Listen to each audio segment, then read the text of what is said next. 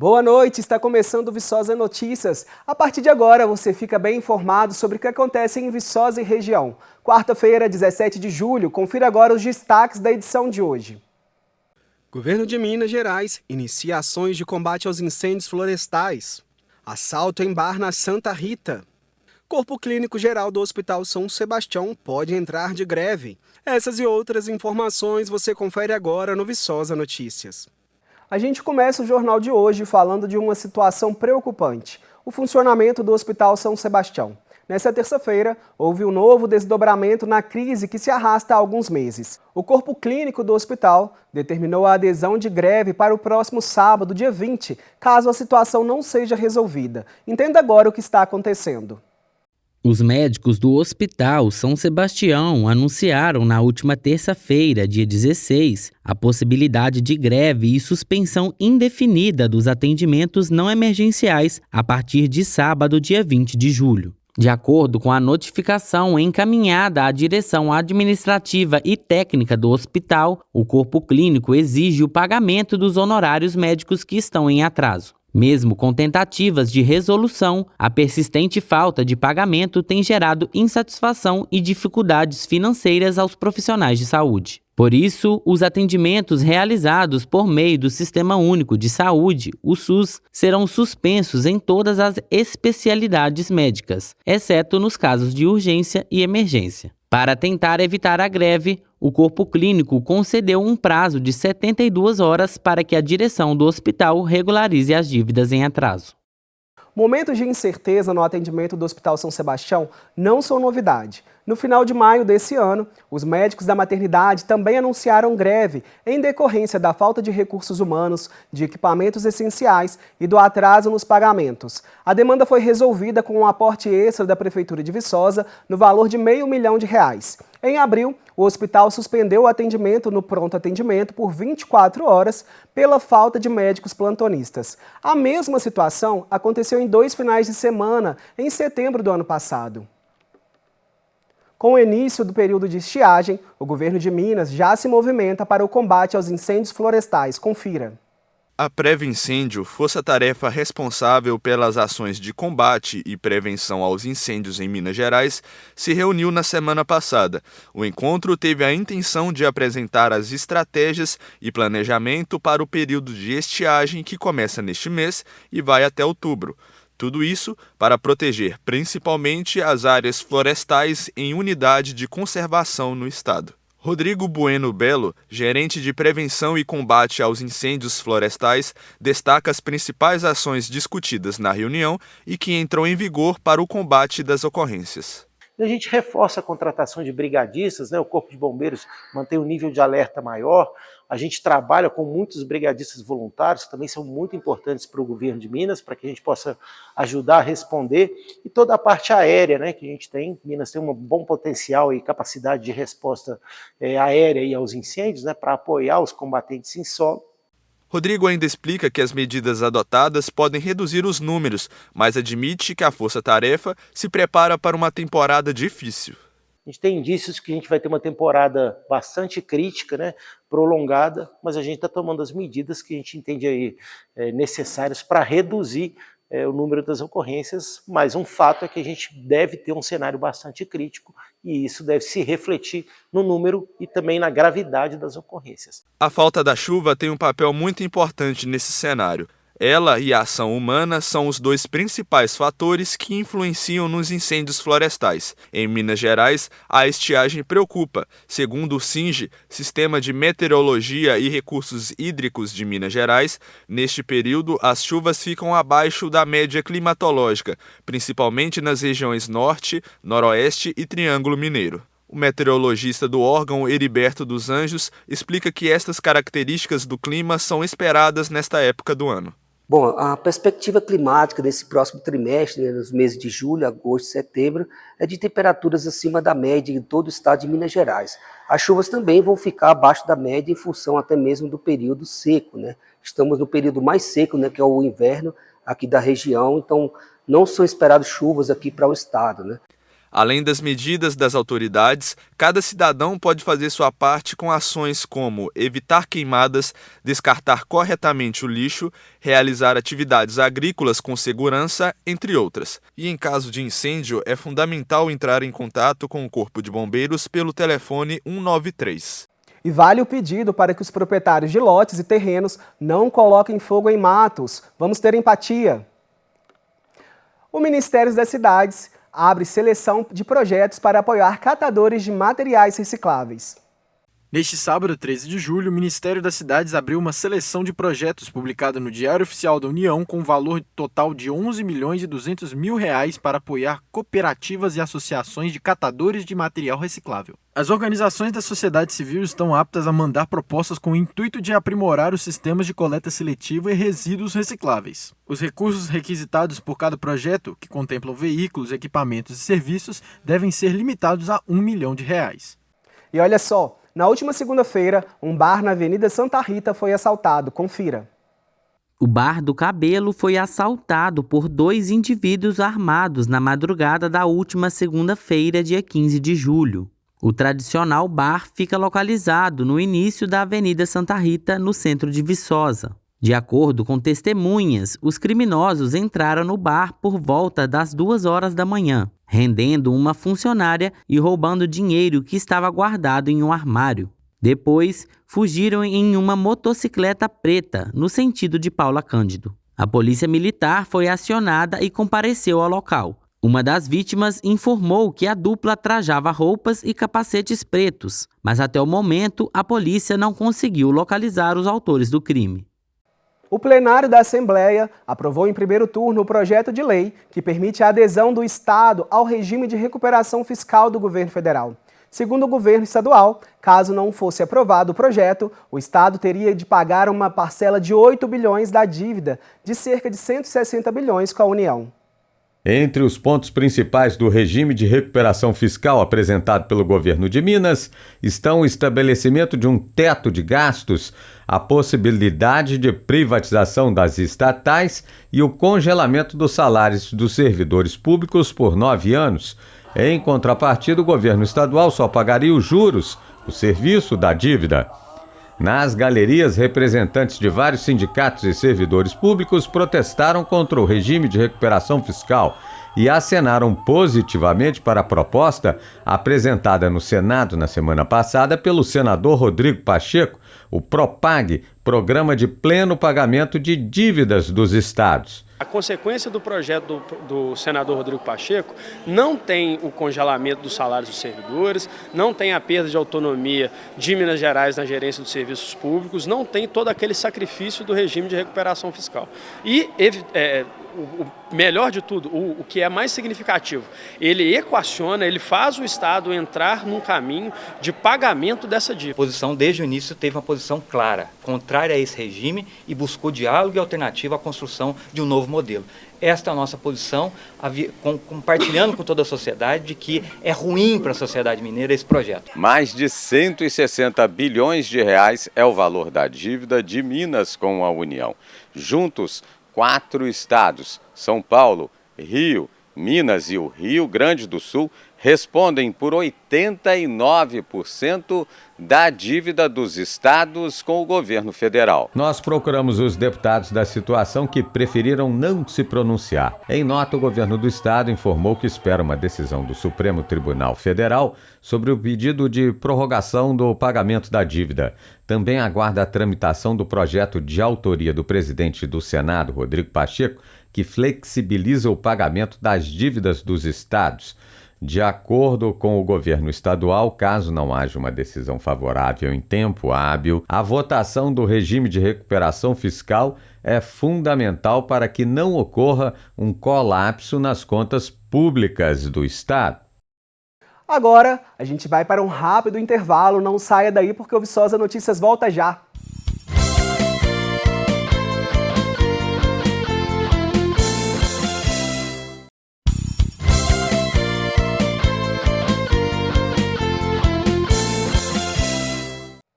Estamos de volta com Viçosa Notícias. É um prazer ter a sua companhia. Confira agora como fica a previsão do tempo para Viçosa e região.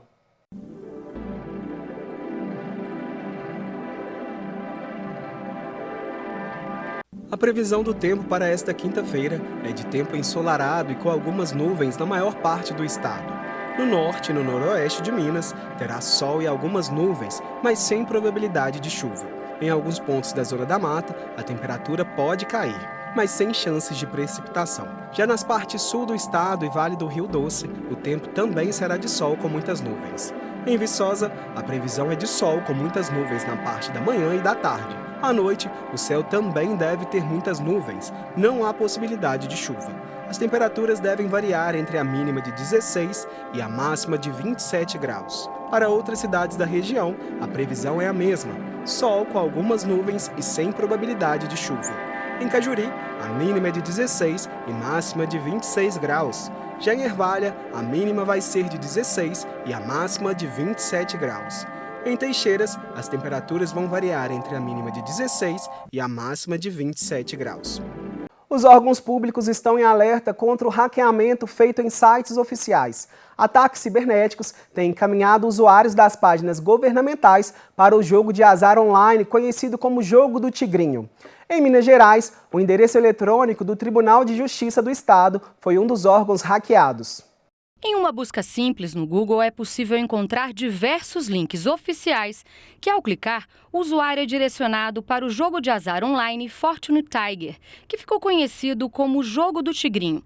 Páginas oficiais, como a da Secretaria de Estado de Economia do Distrito Federal e o da Prefeitura de Serra, no Espírito Santo, seguiam ainda hoje direcionando para o Jogo do Tigrinho.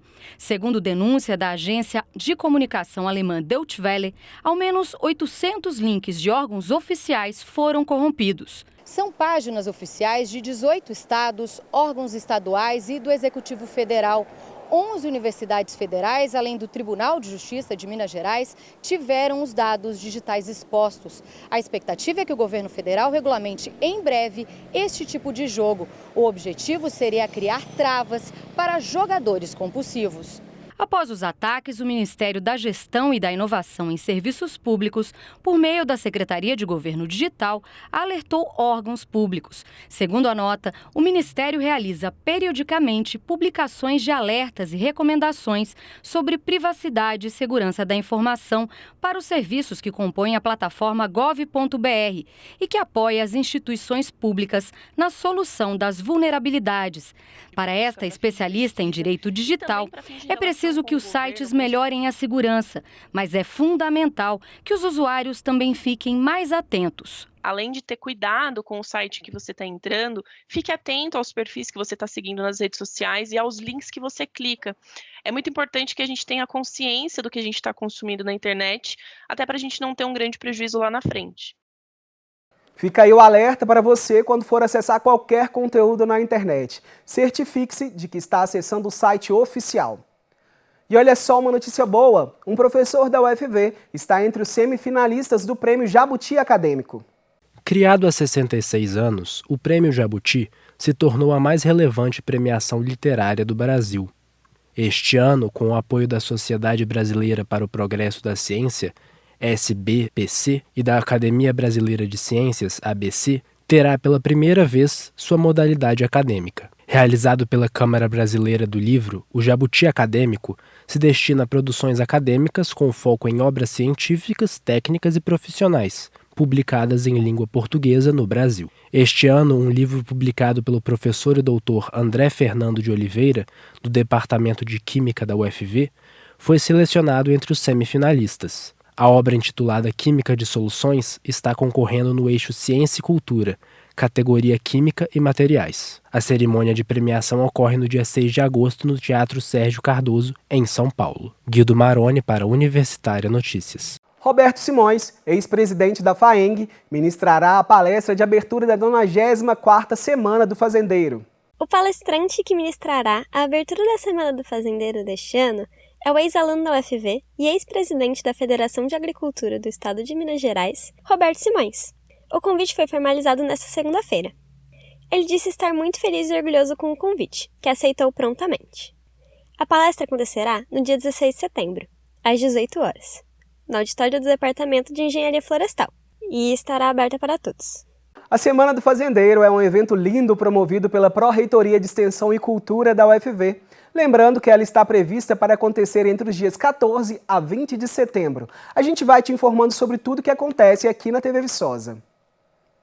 O Brasil é o país com o maior número de pessoas ansiosas no planeta. É o que revelam dados da Organização Mundial da Saúde. São milhões de pessoas que convivem com um sentimento constante de medo e apreensão.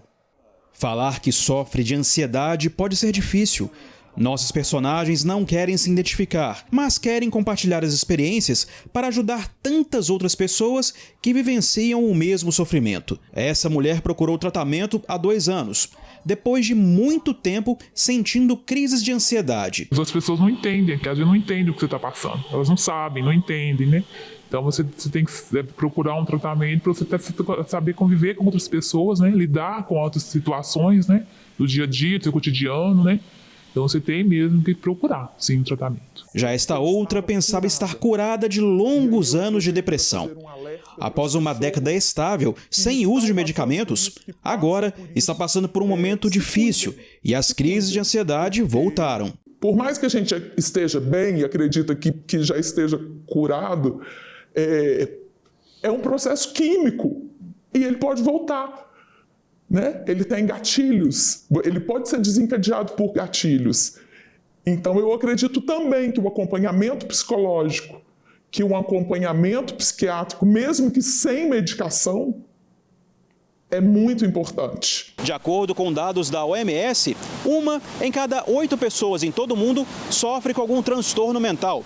E nisso, a ansiedade e a depressão são os diagnósticos mais comuns. E a saúde mental do brasileiro preocupa. Somos o país com o maior número de ansiosos. 9,3% da população tem algum nível de ansiedade patológica. Todo mundo tem histórias de situações em que a ansiedade passou da conta. Eu fico um pouco ansiosa, assim, às vezes eu sinto um aperto em mim, certo? Aí, normalmente, às vezes eu tenho crises, mas eu consigo me regular diariamente. Um taquicardia, não consigo pensar direito, aí vem um monte de pensamento que vai dar tudo errado. Eu já tive um surto de chegar a chorar, mas hoje é um nível mais controlado. Chega a me atrapalhar. Agora mesmo estou indo embora, porque eu estou passando mal. Mesmo? Você tá com uma crise? Sim, com crise de ansiedade. Todos nós temos ansiedade em certa medida, de acordo com a psicóloga especialista em terapia comportamental. O alerta é ligado quando os pensamentos aflitos chegam a travar o corpo, atrapalhando em tudo na vida. Os sintomas físicos comuns que pode surgir nesse momento é uma sudorese, um suor excessivo, rubor, ficar com o rosto bem avermelhado, uma sensação de quente, sabe? A pessoa começa a gaguejar, o coração acelera e aí a pessoa se atrapalha. E aí, o que acontece nesse momento que é bem relevante falar? As pessoas tendem a dizer, estou tendo uma crise de ansiedade, é um termo do senso comum. E o que quer dizer essa crise de ansiedade? É o ataque do pânico, que é uma resposta excessiva de medo e ansiedade. Buscar ajuda é o primeiro passo, sem preconceitos, sem medos. É assim que elas enfrentam as crises de pânico. Você tem que correr atrás de um recurso, entendeu? Você tem que fazer um tratamento mesmo. Vou sim fazer o tratamento, vou sim tomar a medicação, vou sim voltar à atividade física e com certeza eu ficarei bem novamente. Para poder tratar, entrar em remissão nos sintomas, precisa de um tratamento assertivo. Precisa realmente preocupar com isso, sabe? Porque atrapalha a qualidade de vida. E quando a qualidade de vida é afetada, você não vai viver uma vida que você merece viver, uma vida digna, uma vida sem essa preocupação, sem esse medo, sem essa ansiedade patológica. Ansiedade e depressão são doenças sérias, não tenha medo de procurar a ajuda.